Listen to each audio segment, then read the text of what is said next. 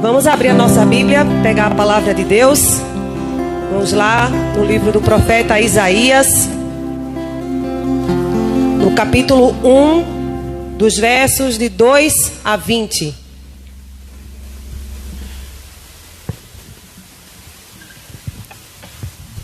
Diz assim a palavra do Senhor: Ouçam, ó céus, escute, ó terra,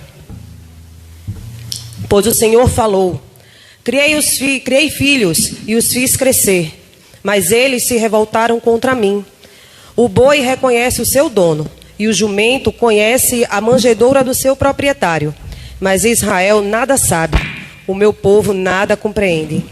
Ah, nação pecadora, povo carregado de iniquidade, raça de malfeitores, filhos dados à corrupção, abandonaram o Senhor, desprezaram o Santo de Israel e o rejeitaram, porque haviam de continuar a ser castigados, porque insistem na revolta.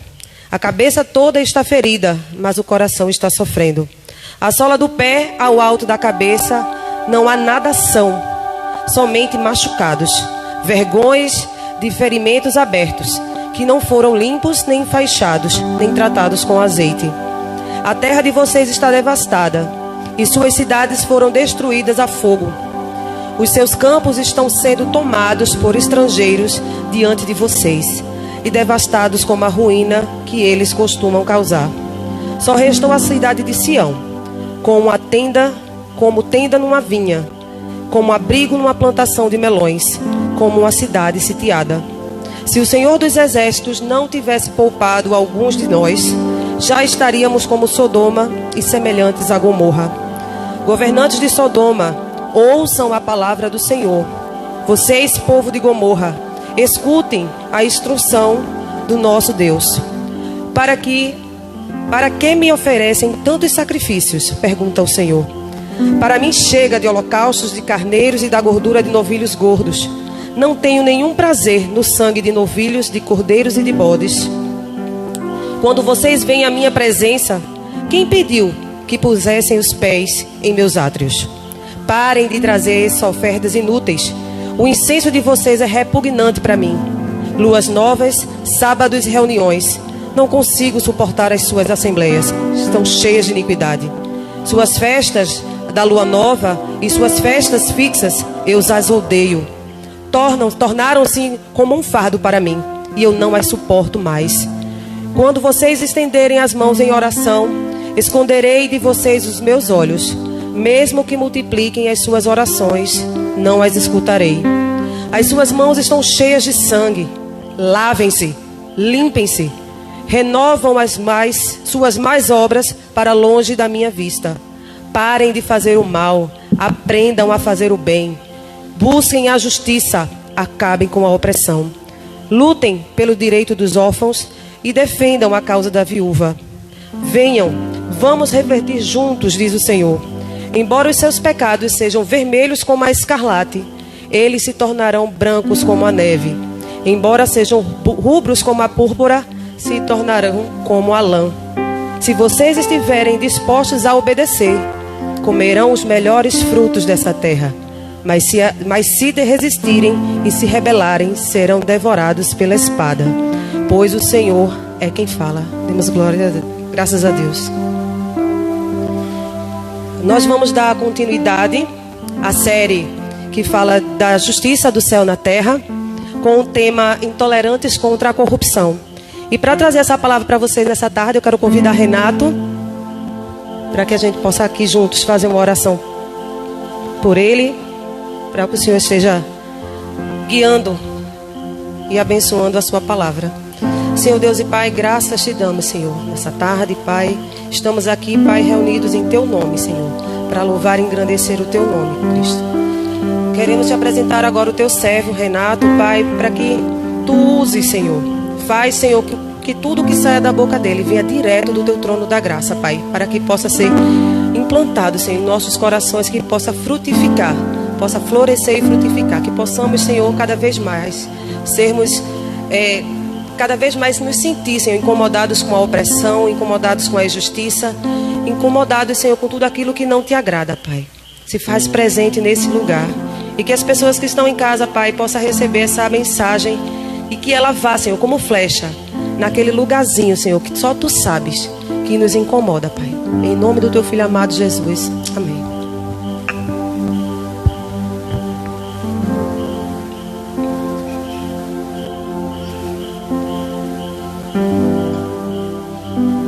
Amém. Como a Elise falou, nós daremos continuidade a esta série que vem mexendo, com alguns assuntos até tidos como polêmicos, mas a verdade é que o posicionamento é necessário. Sempre que a gente se posiciona diante de um assunto, significa que a gente realmente se coloca diante daquilo com uma opinião, porque ficar em cima do muro não é posicionamento. Então é necessário que a gente se posicione. E hoje temos um tema que infelizmente em nosso país é algo que agride muito todas as classes, toda a sociedade. Porque a corrupção, ela é algo que não se trata de vou colocar assim, um defeito pessoal. Embora ela seja um desvio de caráter que cada pessoa precisa trabalhar, ela afeta várias pessoas, como seus próximos, família e até uma nação.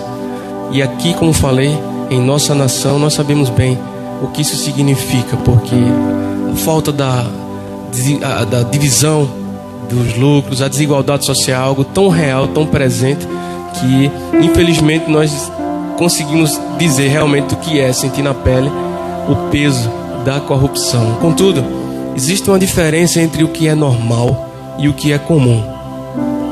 Comum pode até ser governantes usando mal o dinheiro do povo para governar. Pode ser mal as pessoas que têm poder fazer uso dessa posição para oprimir os de menor posição social. Isso pode ser comum, mas nunca normal. Amém? E o primeiro texto que eu quero trazer para nós essa tarde, para falar que isso não é normal, está em Romanos, no capítulo 1, versículo 18, que ele diz: porque o céu se manifesta e a ira de Deus sobre toda a impiedade e injustiça dos homens que detêm a verdade e injustiça. Em Salmos 103, versículo 6, ele também fala: o Senhor faz justiça e defende a causa dos oprimidos. Então, é importante que a gente lembre que a neutralidade, como eu falei, o ficar em cima do muro, não é uma opção. Ela não condena a injustiça, ela gera inconveniência e omissão. Existe uma frase de William Wilberforce que ele diz o seguinte: você pode escolher olhar para o outro lado, mas nunca mais poderá dizer não sabia. Diante de uma situação de corrupção, quando nós observamos e verificamos aquilo, é uma opção nós desviarmos o olhar, mas não podemos dizer eu não sabia, por isso não pude tomar alguma atitude. Então a gente precisa entender que pessoas como ele, William foi alguém que trabalhou ao longo de muitos anos no parlamento britânico a respeito do movimento abolicionista, a respeito da luta contra o tráfico. E aí ele se converteu ao cristianismo e, sob influência muito forte de John Wesley, ele passou a viver essa batalha, essa guerra. E por muitos anos muitas pessoas falaram que ele estava perdendo seu tempo, porque haviam coisas que não se tinha como combater. E a gente sabe da importância de uma luta como essa, pedindo igualdade. Então, veja uma coisa. Às vezes a gente pensa que a corrupção é algo que está limitado a pessoas que têm muito dinheiro, muito poder aquisitivo, mas infelizmente não.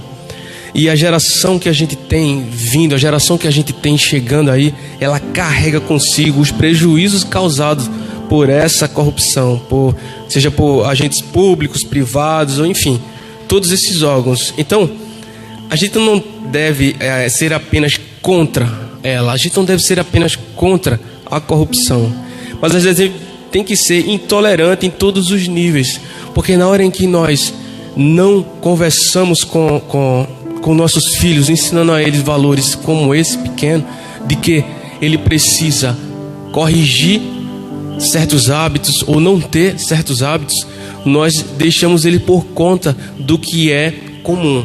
E lembre do que eu falei sobre ser comum e ser normal. Na hora em que a gente fica com um troco a mais, e a gente fala aqui, mas são só algumas moedas. Se a gente parar para refletir, meus irmãos, é só uma questão de ordem de valor. Da hora que a gente vê aqueles escândalos na TV, onde governantes aí colocam em seus bolsos milhares de reais, diante da fortuna em que ele estava, vamos dizer assim, tomando a parte dele, o que seria 100 mil em frente a 1 bilhão? Infelizmente, a ordem de grandeza dos escândalos que a gente tem são sempre assim: milhares, bilhares de reais. E aí a gente vê o escândalo da maleta, o escândalo A, escândalo B, escândalo C, e você vai verificar e assim, nossa, isso é uma vergonha, eles que estão lá nos representando. Mas reflita, quantas vezes nós, em querer passar diante em uma fila, se faz desentendido em alguma situação, ou por conta de alguém não estar percebendo, fica calado porque ali está apressado e pode ter uma agilidade em algum serviço. Isso tudo é corrupção. A ordem de grandeza não importa. O que importa é que é o mesmo pecado. Por isso, nós precisamos ser muito sábios.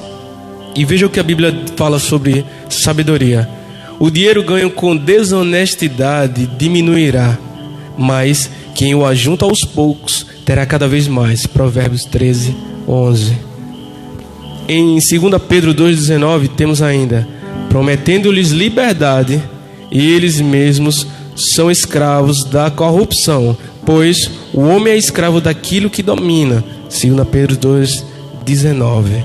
Então, meus irmãos, nós vemos tanta notícia, tanta coisa, que às vezes a corrupção passa a ser comum, e é como se a gente fosse descrente do que aquilo acontece. Mas eu quero convidar você que tem o gás, você que não tem, nós vamos conduzir aqui você em algumas reflexões a respeito disso, para que você possa ser intolerante contra a corrupção. Na medida em que você diz qual é o modelo cristão, como o cristão pode combater a intolerância, e quais são os passos que devemos seguir para combater esse mal. O primeiro deles é: a raiz da corrupção está no desvio das leis de Deus. Isso mesmo, das leis de Deus. Opa, mas espera aí, Renato, eu pensei que era só em relação à lei dos homens, da justiça, do que a gente tem aqui no nosso país. Eu devo ser uma pessoa cuidadosa no trânsito, no trabalho, nos meus impostos. Não. Olha o que está escrito lá em Isaías 1,4. A nação pecadora, povo carregado de iniquidade, raça de malfeitores, filhos dados à corrupção, abandonaram o Senhor, desprezaram o Santo de Israel e o rejeitaram. Nós devemos obedecer às leis do homem, sim, e a autoridade da terra deve ser respeitada, como diz a palavra. Contudo, na hora em que a gente comete algum ato desse de corrupção, nós estamos, acredite, ferindo muito mais do que a lei da nossa justiça terrena, mas também do Senhor. Então, não há como ser diferente quando a gente se afasta dos princípios de Deus e se aproxima do que lhe é oposto. Ou seja, a gente é levado à corrupção de forma prática. Os princípios que acabam nos levando a uma situação em que a corrupção ela passa a ser assim algo tão comum, tão cotidiano, que aquilo é como se fosse uma avalanche, que em todas as camadas, em todas as classes, ela vai sendo perpetuada. E o que a gente tem reflexo lá em cima nos nossos governantes, acredite, é reflexo aqui da nossa vizinhança. Então, por isso, nós precisamos realmente ser muito atentos aqui. Quando a gente comete algo como esse, a gente está, acredite, transgredindo as leis do Senhor. O segundo ponto é: o resultado é visto na vida das pessoas e da sociedade. Um ato de corrupção, ele não agride apenas o nosso pessoal. Ele é refletido em pessoas e até numa sociedade. A realidade é que a corrupção é uma fissura de caráter, ela é uma falha, um desvio. E ela vai se abrindo ao longo da vida, e acontece que ela torna grandes proporções, e essa fenda vai se abrindo como aqueles filmes que a gente vê de grandes terremotos na terra, e ela vai separando pessoas, sociedades e nações. A maior consequência da corrupção é que ela se reflete na vida dos inocentes, e que deixam de receber aquilo que é direito e morrem. Veja o que está escrito lá em Isaías capítulo 1, do 5 ao 6. Porque continuarão sendo castigados, porque insistem na revolta. A cabeça toda está ferida, todo o coração está sofrendo. Da sala do pé à cabeça não há nada, são somente machucados, vergões e ferimentos abertos, que não foram limpos, nem enfaixados, nem tratados. Acontece, meus irmãos, eu quero que vocês percebam comigo que o que o profeta está falando, ele revela lá no verso 4, que ele fala o seguinte, que as consequências da corrupção na vida são as pessoas que formam a nação.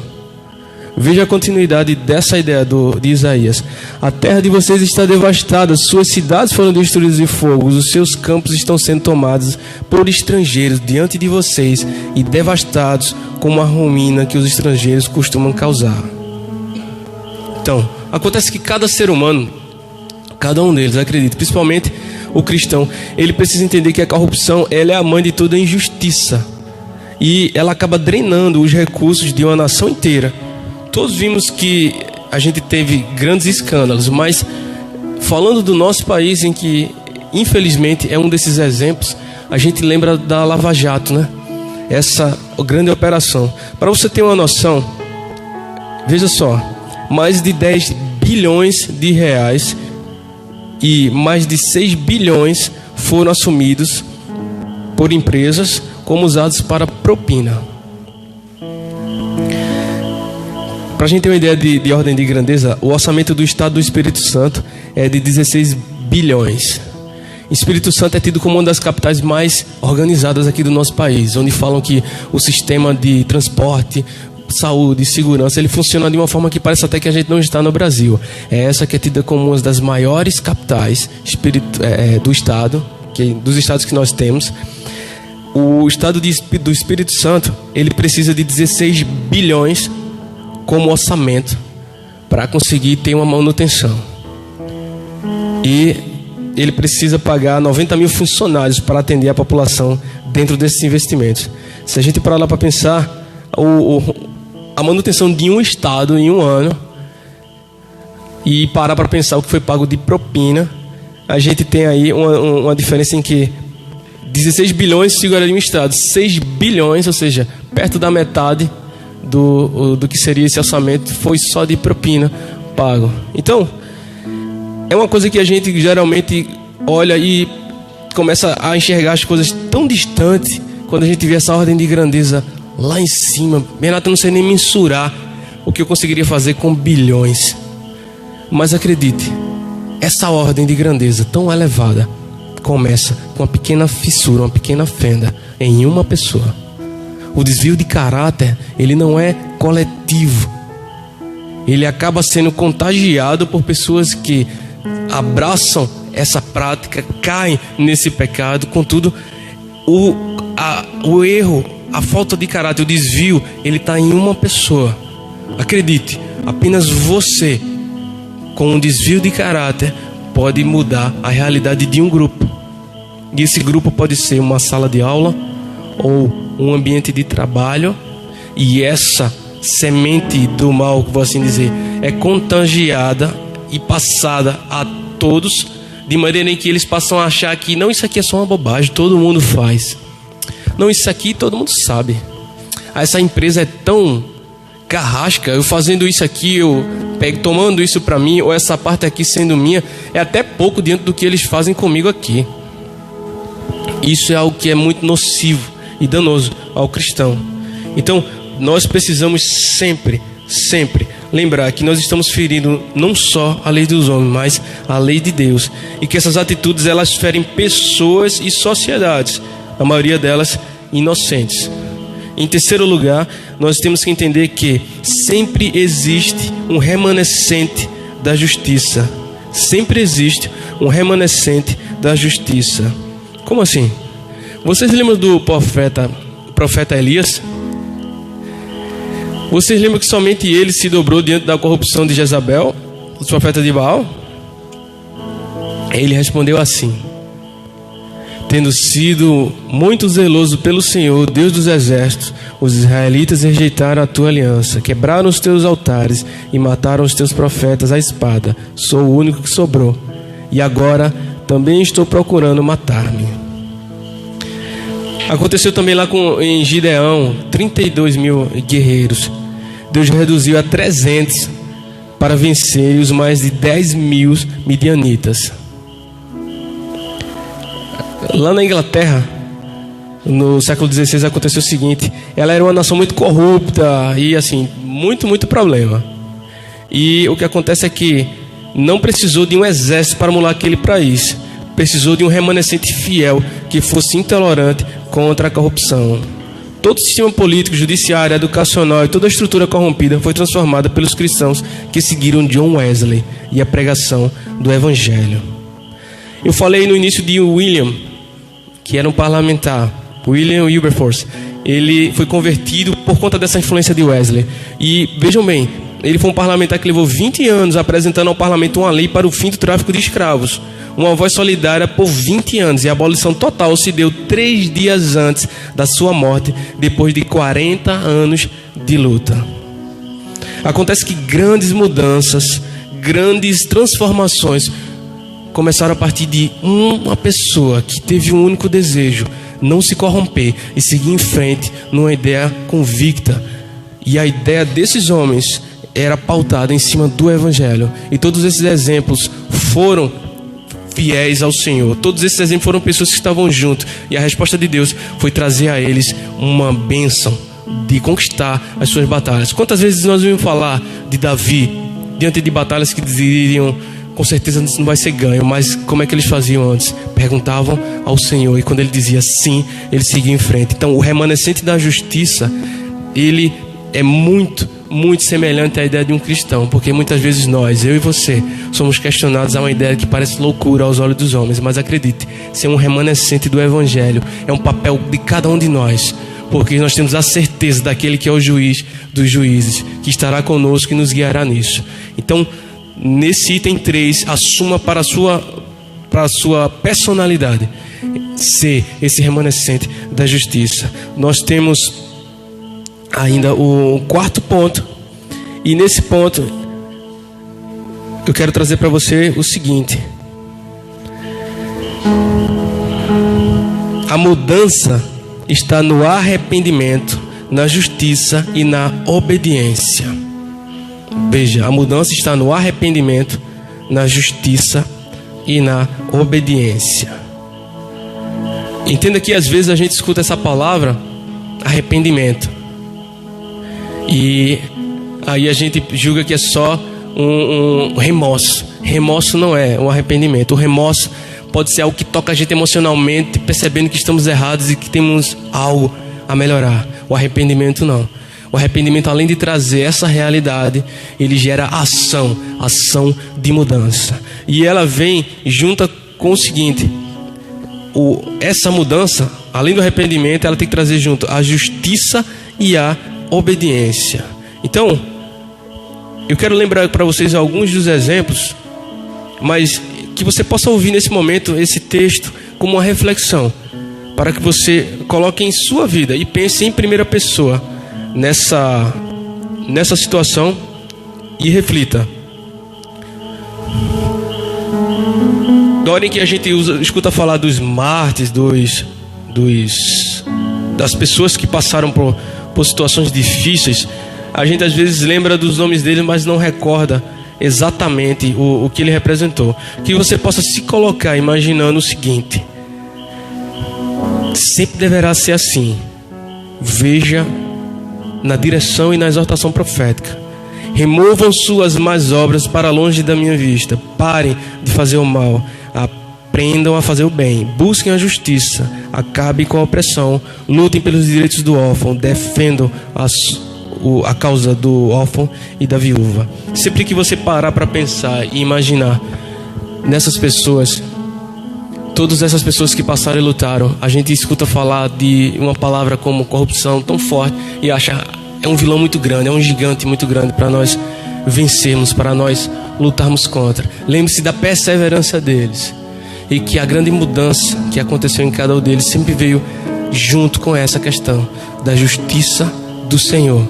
Então, que possamos perseverar nessa ideia, que nosso filho, nossa filha, cada um dentro da nossa casa, o primeiro exemplo que a gente tenha seja para aquele que a gente mais ama, que ele possa perceber que são nas pequenas ações que a gente constrói um caráter. Ética não é uma questão de escolha, se tem ou não tem. Esse é uma coisa falada no mundo. Então imagina o coração do cristão. Nós não podemos ser meio termo. A palavra do Senhor é muito direta, sim, sim, não, não. Comece nas pequenas ações, comece com pequenas atitudes e tenham grandes resultados. Assim foi com a palavra do Senhor. Como garotinhos como Davi, como pessoas que diziam: eu não consigo nem falar, não sei nem falar em público, e tinham medo. José, Moisés. E se a gente for pegar aqui um retrospectivo, a gente vai ter inúmeros personagens. O que eu quero colocar para vocês, meu irmão, que não precisamos temer gigantes como a corrupção e tantos outros temas como esse que a gente trabalhou, e que a gente possa perseverar no Senhor, ciente de que nós sim somos um remanescente da verdade e da justiça. Amém? Feche seus olhos, que possamos orar nesse momento. Senhor Deus, nós pedimos que Tu possa preservar esse espírito em nosso coração, que possamos entender que a corrupção, que o racismo, que tudo que a gente vem discutindo nessa série e tantos outros assuntos, Senhor, não são gigantes. Na verdade, eles são mínimos diante da Tua presença. Por isso, onde quer que estejamos, Senhor, mesmo que para o grupo de ali presente pareça estranho, que nós sejamos o diferente, que nós possamos incomodar com uma situação. Justiça, amor, para que eles possam começar a perceber e sentir essa diferença, e possamos contagiá-los com isso, que é o bem que habita em nós, trazido pelo fruto do Espírito, o Teu Santo Espírito, Senhor. Permanece conosco hoje e sempre. Amém.